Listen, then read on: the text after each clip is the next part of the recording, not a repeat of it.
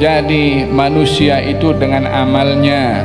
Katanya, ish ma syi'ta fa innaka mayyitun. Hiduplah kamu sesuka kamu nak hidup, tapi kamu yakin satu hari kamu pasti akan mati. Wa'mal ma syi'ta fa innaka majziyun bihi. Buat saja apa amal yang kamu nak buat, terserah, tapi kamu yakin bahwasanya satu hari kamu akan dibalas apapun amal perbuatan kamu. Wa'mal ma syi'ta fa innaka majziyun bihi. Apalagi, wa ahbib man syi'ta fa innaka mufariquh. Cintai siapa saja yang kamu ingin cintai, satu hari pasti kamu akan berpisah juga. Realiti hidup, tak ada yang kekal dalam apapun keadaan. Biarlah kita itu berinteraksi dengan hakikat realiti hidup, berbandingkan kita hidup dengan khayalan kita sendiri. Fahim tom? Hadis dalam Riyadhus Shalihin ada menceritakan tentang golongan para sahabat yang hadir dalam perang Badar dan kemuliaan yang Allah Subhanahu wa taala berikan kepada mereka.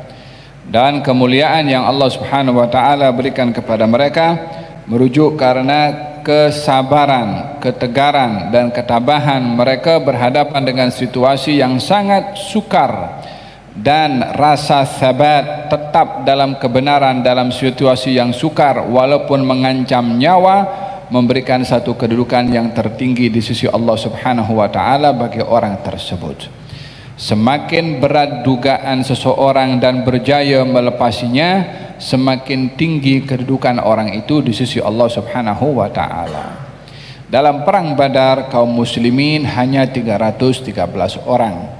Kaum musyrikin ada 1000 orang. Dalam perang Badar, tentera kaum muslimin hanya memiliki beberapa pedang sahaja, tak sampai 15 pedang. Kaum musyrikin dipenuhi dengan persenjataan yang cukup lengkap. Dalam perang Badar, kaum muslimin hanya memiliki beberapa ekor kuda.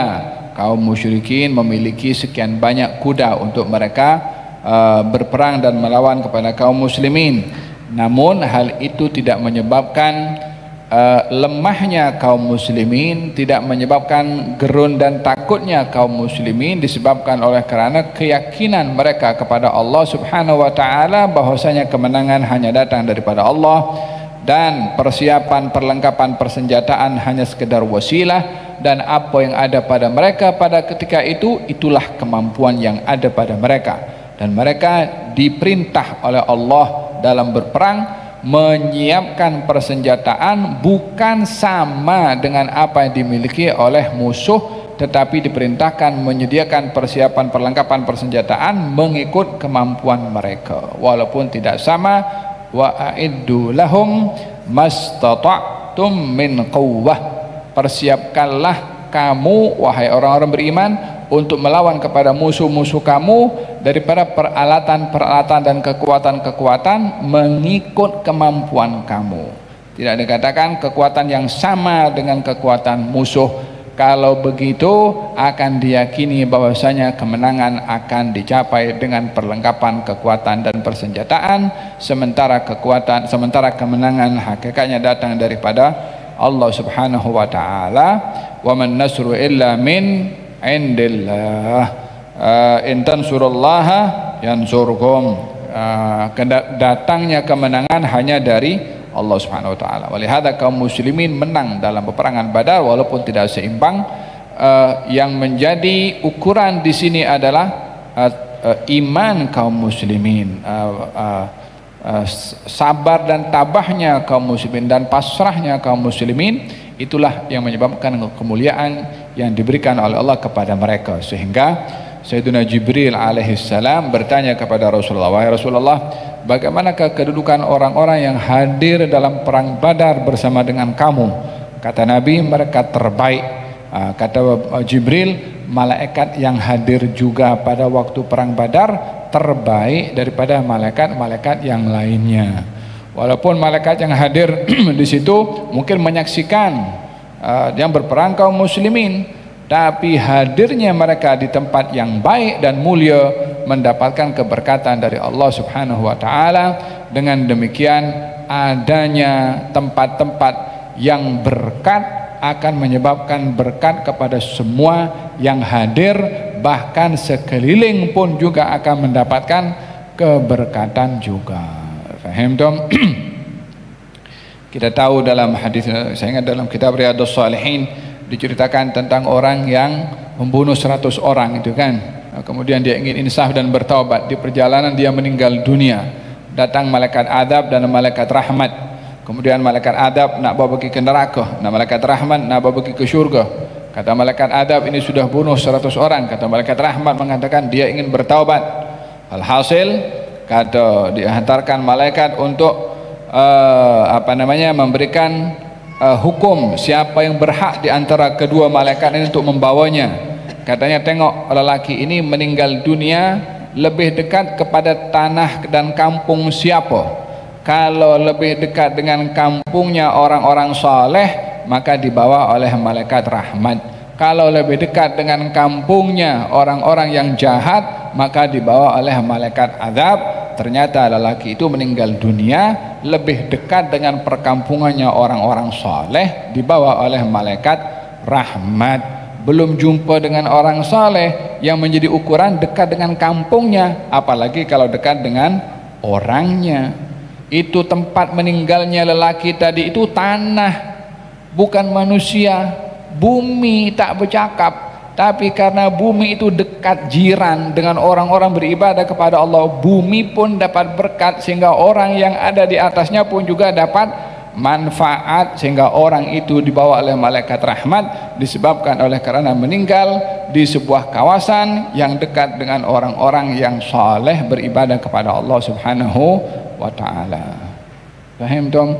Qala innallaha la yahfadz birrajuli salih waladahu wa walada waladihi wad duwairat allati haulahu. Allah itu akan menjaga dengan orang saleh anak dan anak kepada anaknya, dan rumah-rumah yang mengelilinginya dapat juga berkat disebabkan oleh kerana orang-orang yang saleh. Dengan demikian, peperangan Badar itu yang menjadi simbol ketabahan kaum muslimin, pasrahnya kaum muslimin, loyalnya kaum muslimin kepada baginda Rasulullah sallallahu alaihi wasallam, imannya kepada janji Allah kalau kemenangan akan diberikan oleh Allah kepada mereka, menyebabkan mereka dimuliakan oleh Allah lebih daripada yang lainnya. Sehingga baginda Rasulullah bila dalam majlis ada orang yang hadir daripada mereka yang hadir dalam perang Badar, kalaupun datang lewat disuruh maju ke depan. Apa sebabnya? Hadir dalam perang Badar, diberi keistimewaan tersendiri karena peperangan itu peperangan yang mulia bagi mereka yang hadir. Kata Jibril, mereka juga para malaikat yang hadir pun dapat kemuliaan yang sama. Hadis yang kedua berbicara tentang azab atau musibah bila menimpa kepada satu kaum. Ada musibah yang menimpa secara menyeluruh. Wattaqu fitnatan la tusibanna alladhina zalamu minkum khassah. Takutlah kamu kepada satu musibah yang tidak menimpa kepada orang yang zalim saja, tapi yang tidak zalim pun kena juga musibah itu. Baik itu musibah ta'un, baik itu musibah apapun juga, melanda kena semua mati. Jadi bagaimana kalau musibah itu terjadi disebabkan oleh kerana orang-orang yang hidup di wilayah itu banyak melakukan hal-hal yang maksiat, sehingga Allah hantarkan musibah dan bala membinasakan semua. Yang binasa bukan hanya yang bermaksiat, tapi yang binasa adalah orang-orang yang taatmu ada juga di situ. Jadi bagaimana? Katanya mereka akan dibangkitkan di hari kiamat bergantung kepada amalnya. Yang hidup di satu daerah, di situ diturunkan musibah disebabkan oleh kerana maksiat yang berlaku di wilayah tersebut. Di akhirat nanti antara orang yang bermaksiat di wilayah itu dengan orang berbuat taat akan berbeza tempat walaupun sama-sama kena musibah. Mereka akan dibangkitkan bergantung dengan amalnya terlebih dahulu. Faham dong?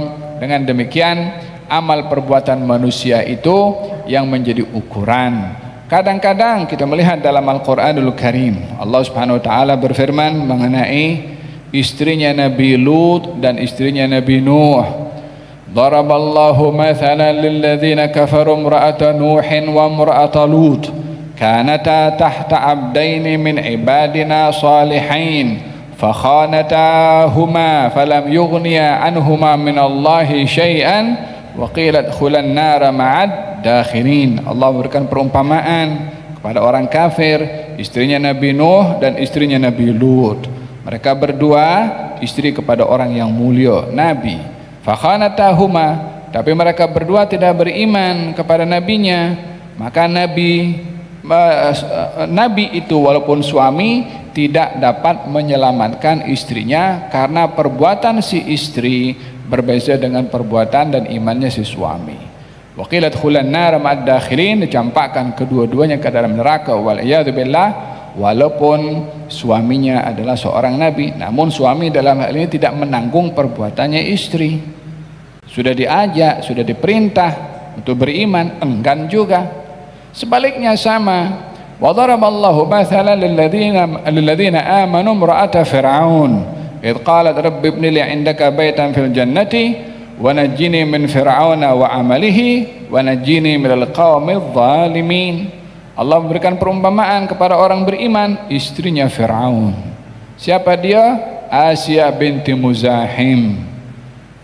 Ketika berdoa kepada Allah Subhanahu wa taala, ya Allah bangunkan untuk aku rumah di surga dekat denganmu, dan selamatkan aku daripada keperbuatan dan kekejaman Fir'aun, dan selamatkan aku daripada kekejaman orang yang zalim. Walaupun istrinya Fir'aun, tetapi perbuatan Fir'aun tidak mempengaruhi kepada istrinya yang beriman. Jadi Firaun dengan amal kekufurannya akan tanggung perbuatannya, istrinya dengan imannya juga akan menerima balasan ihsan juga dari Allah Subhanahu wa taala. Dengan demikian tidaklah satu daripada yang lain menjadi beban atau menjadi pertanggungjawaban selagi tugas masing-masing ditunaikan. Faham dong? Jadi manusia itu dengan amalnya, katanya isma syi'ta fa innaka mayyitun, hiduplah kamu sesuka kamu nak hidup, tapi kamu yakin satu hari kamu pasti akan mati. Wa'mal ma syi'ta fa innaka majziyun bihi, buat saja apa amal yang kamu nak buat, terserah, tapi kamu yakin bahwasanya satu hari kamu akan dibalas apapun amal perbuatan kamu. Wa'mal ma syi'ta fa innaka majziyun bihi, apalagi wa ahbib man syi'ta fa innaka mufariquh, cintai siapa saja yang kamu ingin cintai, satu hari pasti kamu akan berpisah juga. Realiti hidup tak ada yang kekal dalam apapun keadaan. Biarlah kita itu berinteraksi dengan hakikat realiti hidup, berbandingkan kita hidup dengan khayalan kita sendiri. Faham tom? Hada berkenaan dengan bagaimana seseorang itu akan selamat dengan amalnya yang saleh. Nah, gerak. Aywa, subhanallah. Ada hadis menceritakan bagaimana rasa rindu dan juga ingin rasa dekat dengan baginda Rasulullah walaupun daripada makhluk yang tidak bernyawa. Dan ini bahagian daripada satu keajaiban yang luar biasa tentang ketinggian kedudukan baginda Rasulullah, dicintai bukan hanya oleh manusia, bukan hanya oleh binatang, bahkan oleh al-jamadat, oleh benda-benda yang mati pun juga. Sehingga dengan begitu kita memahami bahwasanya makhluk-makhluk yang kita nampak ini tak bergerak, tak berbicara, tak boleh berbuat apapun juga, tapi mempunyai bahasa cinta kepada baginda Rasulullah sallallahu alaihi wasallam untuk menjadi pengajaran kepada kita sejauh mana kita mencintai kepada beliau. Beliau bersabda, Uhudun jabalun yuhibbuna wa nuhibbuh. Uhud ini gunung yang cinta kepada kami dan kami cinta kepada dia. Cinta dibalas cinta oleh Nabi hatta kepada makhluk batu gunung. Itu cinta kan bahasa perasaan, sukar untuk diungkapkan. Nabi menceritakan tentang bahasa cinta pada makhluk-makhluk yang tak bernyawa. Dalam hadis ini diceritakan bagaimana baginda Rasulullah ketika naik mimbar, katanya Nabi itu dahulu bila berkhutbah bersandar kepada al-jizi'. Jizi' ini kalau pokok korma yang bahagian bawah yang dekat dengan tanah itu dipotong untuk dijadikan tempat Nabi bersandar atau berdiri supaya dilihat oleh kaum muslimin ketika menyampaikan khutbah. Maka dicadangkan oleh salah seorang sahabat agar supaya dibuatkan mimbar, dan yang membuat adalah Tamim Ad-Dari.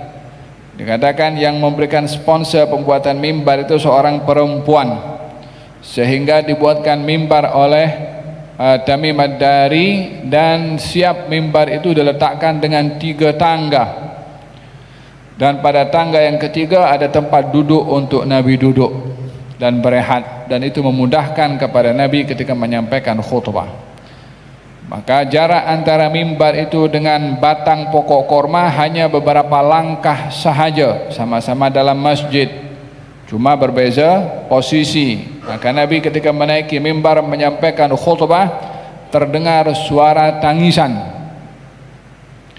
umpama anak onta yang sedang menangis. Dalam riwayat yang lain, suara yang hampir saja itu pokok akan terbelah menjadi 2. yakni gerakannya pokok itu, macam mana pokok akan belah 2 kalau tidak adanya satu keadaan yang dilihat oleh para sahabat, sehingga penglihatan para sahabat hampir saja itu batang pokok akan terbelah. Ya, ini menunjukkan betapa dahsyatnya gerakan yang ada pada pokok tersebut.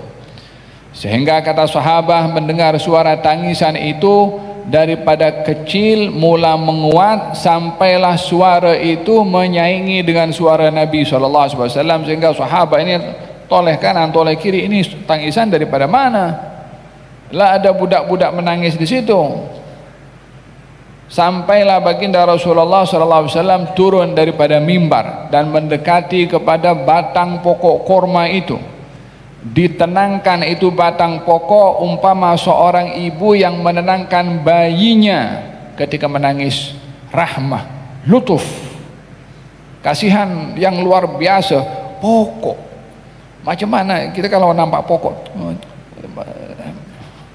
Nabi turun, subhanallah, ini kan mimbar-mimbar bala, mimbarnya mimbar penyampaian, mimbar dakwah, mimbar ilmu, mimbar hidayah, mimbar menyampaikan apa yang bermanfaat bagi umat manusia. Itu mimbar ditinggalkan oleh Nabi sesaat hanya untuk menghibur perasaan pokok.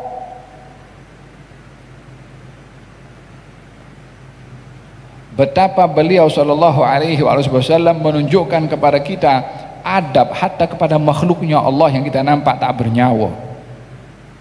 Turun, ditinggalkan itu mimbar, dihibur, ditenangkan, sampailah pokok itu tenang. Kata Imam Ahmad bin Hanbal, kalau Nabi tak turun dan tidak ditenangkan itu pokok, sampai hari kiamat dia akan menangis. Tapi dihibur oleh Nabi sallallahu alaihi wa ala alihi wa sahbihi wasallam hatta istagarrat, sampailah pokok itu tenang. Dalam riwayat yang lain Nabi letakkan bibirnya seakan berbisik, lepas itu letakkan telinganya seakan-akan mau mendengar keluhan itu pokok kenapa. Sampailah baginda Rasulullah mengatakan ini pokok tak selesa berjauhan dengan aku.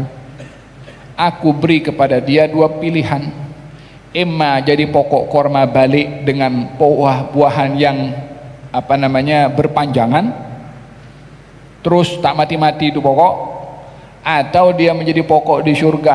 Maka dia pilih untuk menjadi pokok di surga. Apa pasal dia pilih jadi pokok di surga?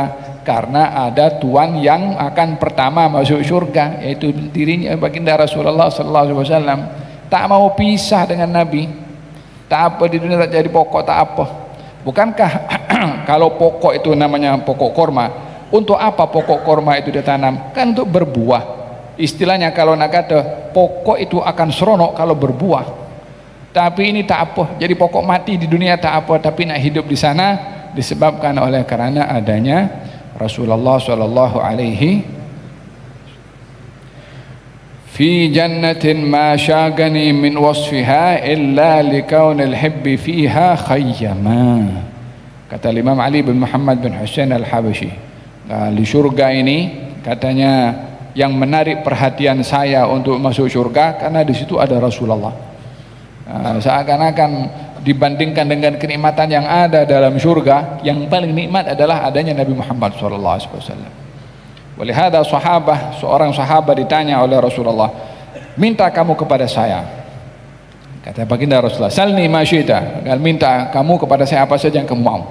Ya Rasulullah, apa yang saya sudah ada daripada petunjuk yang kau sudah bawa sudah mencukupi segala-galanya. Kata Nabi, minta juga. Karena kata sahabat mengatakan, ya Rasulullah, kalau mesti saya minta, saya kena pikir dulu.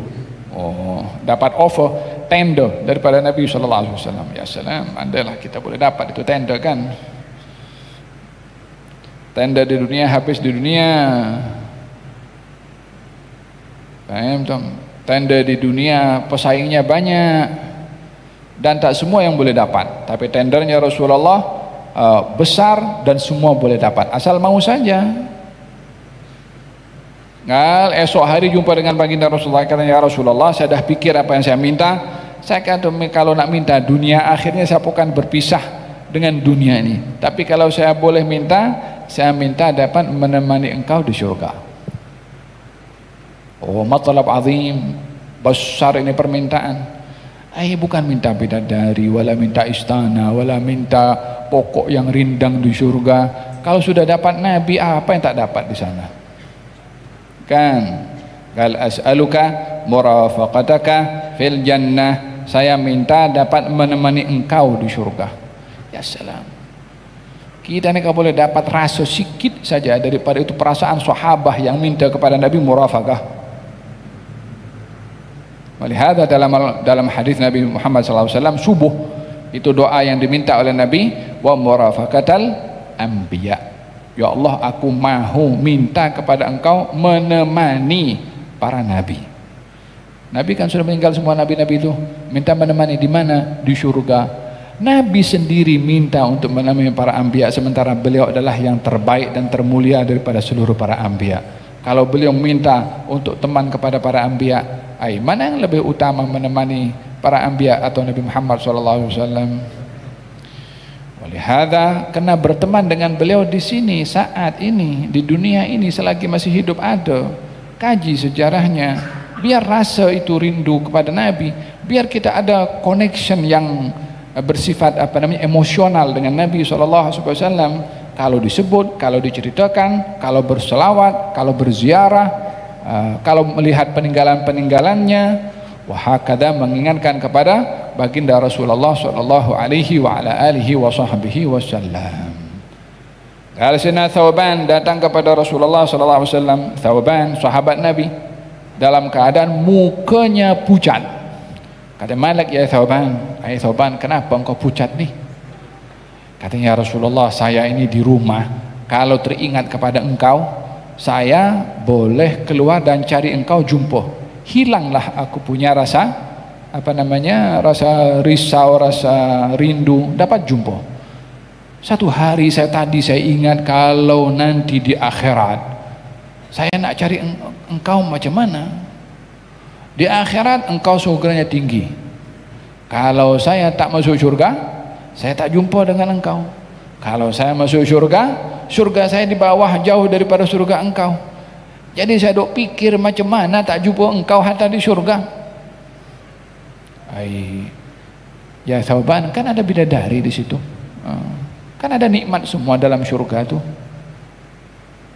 Orang yang pikirannya dalam surga cuman yang itu je, naikkan sikit kita punya matlamat itu dalam surga. Kita meminta kepada Allah macam sahabat tadi meminta itu, minta dekat dengan Nabi, semua dapat. Tapi jangan tipu dalam meminta kepada Nabi. Jangan kita minta, ya Allah, aku minta dekat dengan baginda Rasulullah. Salawat tidak, sirahnya tidak, sunnahnya tidak.